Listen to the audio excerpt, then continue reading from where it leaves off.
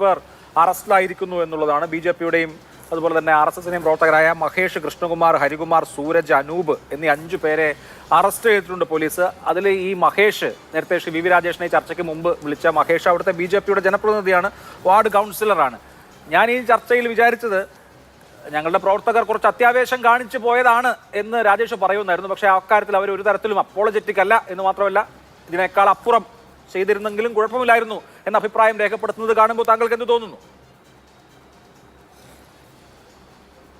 അല്ല, രാജേഷിനെ അറസ്റ്റ് ചെയ്യപ്പെടാനുള്ള സാഹചര്യം ഇല്ലാതെ പോയതിൽ ഉള്ള സങ്കടം ഞാൻ അറിയിക്കണം. അദ്ദേഹത്തിനും അതായിരുന്നു ആഗ്രഹം എന്നുള്ളത് ഞാൻ മനസ്സിലാക്കുന്നു. അറസ്റ്റ് ചെയ്യാൻ അദ്ദേഹത്തിന് ഉള്ള ഒരു സാഹചര്യം നഷ്ടപ്പെട്ടു പോയതിൽ അദ്ദേഹത്തിന് വിഷമം ഉണ്ടാവും. അതിൽ ഞാൻ സഹതപിക്കുകയാണ്. എനിക്കത്ര അത് പറയാൻ കഴിയുള്ളൂ. കാരണം ഈ ക്രിമിനൽ സ്വഭാവമൊക്കെ ഞങ്ങളുടെ രാഷ്ട്രീയ പാർട്ടിയുടെ ഏറ്റവും പ്രധാനപ്പെട്ടതാണ് എന്ന് പറയുന്നവരോട് നമുക്കതല്ലേ പറയാൻ സാധിക്കുള്ളൂ. അതിനപ്പുറം ഒന്നും പറയാൻ സാധിക്കില്ല. പിന്നെ അദ്ദേഹം ഇവിടെ സൂചിപ്പിച്ച ഒരു കാര്യം തെരഞ്ഞെടുപ്പ് വിജയങ്ങൾ വെച്ചാണ്.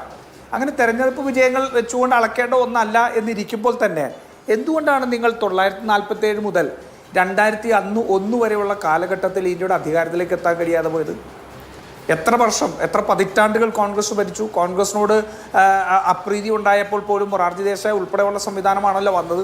എന്തുകൊണ്ടാണ് അന്നത്തെ ഹിന്ദു രാഷ്ട്രവാദം ഉണ്ടായിരുന്ന ഹിന്ദുത്വ തീവ്രവാദികൾ, RSS തീവ്രവാദികൾ ശക്തമായിരുന്ന ഒരു സ്ഥാനത്ത് 1925 മുതൽ പ്രവർത്തിക്കുകയാണല്ലോ. എന്നിട്ടും എന്തുകൊണ്ട് നിങ്ങൾക്ക് അധികാരത്തിലേക്ക് എത്താൻ സാധിച്ചില്ല എന്നുള്ളൊരു ചോദ്യം കൂടി അതിൽ പ്രസക്തമാണ്. ഈ ലോകത്ത് തീവ്ര വലത് രാഷ്ട്രീയം ശക്തിപ്പെട്ടൊരു കാലത്ത് ഈ ഇന്ത്യയിൽ ഒരു ഹിന്ദി മേഖലയിൽ, ഹിന്ദി ഹൃദയ മേഖലയിൽ ഒരു ഹിന്ദുത്വ രാഷ്ട്രീയത്തിൻ്റെ പരീക്ഷണശാലയാക്കി മാറ്റി അതിനെ തീവ്ര ചിന്താഗതിയിലേക്ക് മാറ്റിയപ്പോൾ തെരഞ്ഞെടുപ്പ് വിജയം ഉണ്ടായി എന്നുള്ള കാര്യത്തിൽ സംശയമൊന്നുമില്ല. അത് ഞങ്ങൾ അംഗീകരിക്കുന്നു. അതിനെ പോരാടി തോൽപ്പിക്കുക എന്നുള്ളതാണ് ഞങ്ങളുടെ രാഷ്ട്രീയ ലക്ഷ്യം.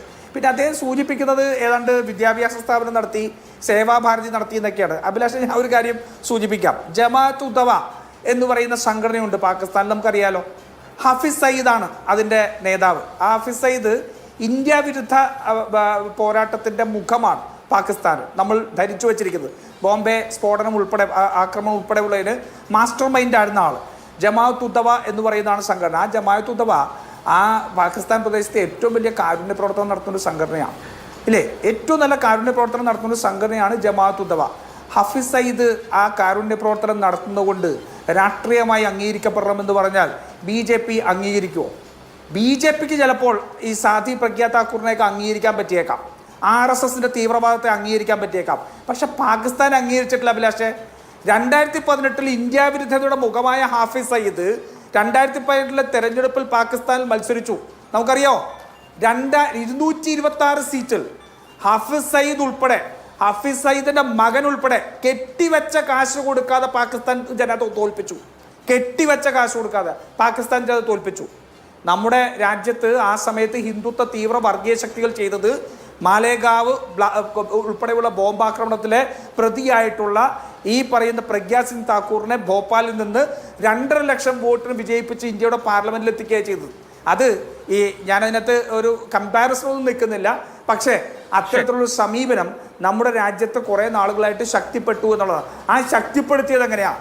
ആ ശക്തിപ്പെടുത്തിയത് ഈ രാജ്യത്തിൻ്റെ മതസൗഹാർദ്ദത്തിന് വേണ്ടി, അല്ലെങ്കിൽ ഈ രാജ്യത്തെ ഒരുമിപ്പിച്ച് നിർത്തുന്നതിന് വേണ്ടി അശ്രാന്തം പരിശ്രമിച്ച അവസാനത്തെ തുള്ളി ചോരയും കൊടുത്ത മഹാത്മാഗാന്ധിയെ ശത്രുസ്ഥാനത്ത് നിർത്തിക്കൊണ്ടാണ് ഈ BJPയുടെ തീവ്രവാദ ശക്തികൾ ഇന്ത്യയിൽ പിടിമുറുക്കിയത്.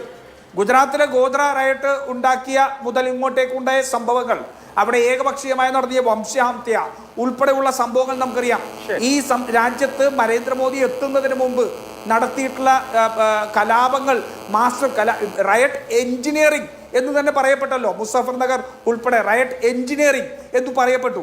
അങ്ങനെ ഒരു ന്യൂനപക്ഷങ്ങളെ കുറിച്ച് ഈ ഭൂരിപക്ഷത്തിൻ്റെ ഇടയിൽ ഒരു ഭീതി ഉണ്ടാക്കി ആ ന്യൂനപക്ഷത്തെ ശത്രുസ്ഥാനത്ത് നിർത്തിക്കൊണ്ട് പൊള്ളയായ കഥകൾ ഉണ്ടാക്കി കള്ളത്തരം പ്രചരിപ്പിച്ച് നേടിയ രാഷ്ട്രീയ വിജയമല്ലേ? ആ രാഷ്ട്രീയ വിജയം ഞങ്ങൾക്ക് ഗാന്ധിസത്തെ കൊണ്ട് തന്നെ ഞങ്ങൾക്ക് തോൽപ്പിക്കാൻ സാധിക്കുള്ളൂ. ആ ഗാന്ധി തിരിച്ചു വരുന്നതിൽ, ആ ഗാന്ധിയൻ മൂല്യങ്ങൾ കഴിഞ്ഞ തെരഞ്ഞെടുപ്പിൽ ഉൾപ്പെടെ 240ലേക്ക് ഈ രാജ്യത്ത് ഒരറ്റം മുതൽ ഒരറ്റം നടന്ന് ജനങ്ങളെ ഒരുമിപ്പിച്ചപ്പോൾ ഞാൻ എപ്പോഴും പറയാൻ അഭിലാഷേ, ഈ രാജ്യത്തിന് തിരിച്ചു വരണമെങ്കിൽ ഒരൊറ്റ മാർഗമേ ഉള്ളൂ. അതിന് വിദ്വേഷം ഇല്ലാതെയാക്കണം.